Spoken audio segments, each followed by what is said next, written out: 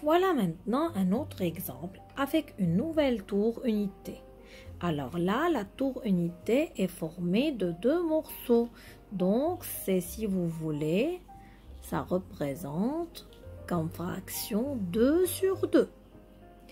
Alors, quelle est la fraction qui représente ce morceau? Très bien. Donc, c'est un morceau parmi les deux morceaux qui forment la tour. Donc, si vous voulez, c'est la moitié de la tour, un morceau de 2. Une deuxième tour.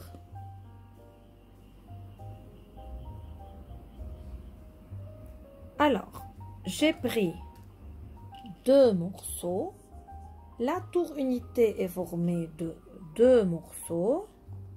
Donc, la fraction sera 2 sur 2. C'est une tour identique à la tour unité. Une nouvelle tour. Quelle est la fraction qui représente cette nouvelle tour de Lego? Ah, j'ai 3 parties, 3 morceaux qui forment la nouvelle tour. Donc, c'est le numérateur. Mais quel est le nombre de parts qui forment l'unité? L'unité est formée de combien de parts identiques? Très bien, c'est le 2. Donc c'est 3 demi. C'est comme si j'avais une unité, pareil à la tour unité, et j'ai pris un morceau d'une deuxième tour unité, pareil à la première. Donc là, je vais écrire 2 sur 2. C'est une tour pareille à la tour unité. Alors, la fraction correspondante sera 2 sur 2. Et là, je prends une partie de la deuxième tour qui est aussi formée de 2 parts. Et je vais avoir un demi, c'est-à-dire j'ai pris la moitié de la deuxième tour qui est identique à la tour unité. C'est comme si j'avais, je viens de vous le dire, ça c'est la première unité et ça c'est la deuxième unité. Je n'ai pas pris toute la deuxième unité, j'ai pris un morceau de 2. Voilà, c'est un demi. On passe maintenant à un nouvel exemple, une nouvelle tour.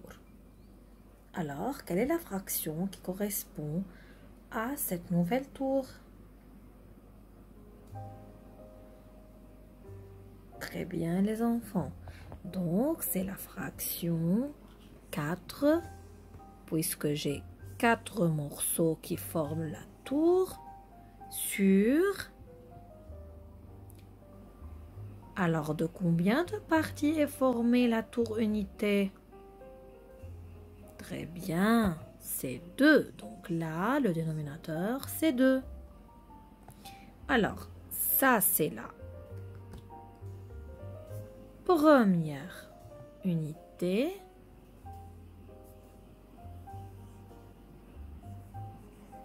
Et je colle, ou bien j'ajoute à cette première unité une deuxième unité. Ça fait combien d'unités?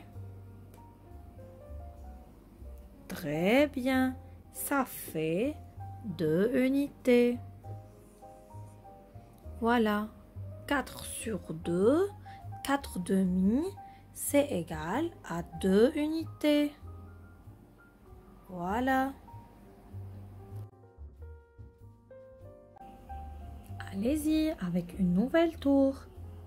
Quelle est la fraction qui correspond à cette nouvelle tour? Très bien. Donc, pour le numérateur, on a 1, 2, 3, 4, 5. Donc, j'ai 5 parties. Et pour le dénominateur, alors, en combien de morceaux est partagée la tour unité? Très bien, 2 morceaux. Donc le dénominateur, c'est toujours 2 parce que je dois regarder toujours la tour unité ou bien l'unité est formée de combien de parties? Donc là, c'est comme si j'avais première unité,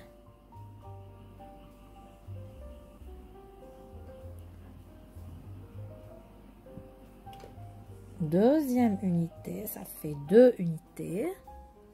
Et là, j'ai pris un morceau de la troisième unité. J'avais aussi une troisième unité qui est pareille à la tour unité. Alors, je n'ai pas pris toute la troisième unité. J'ai pris un morceau de la troisième unité. Donc, c'est, si vous voulez, la fraction 1/2, la moitié de la troisième unité. Ça fait là, une unité, c'est 2 sur 2 parce que c'est la même fraction qui représente la tour unité.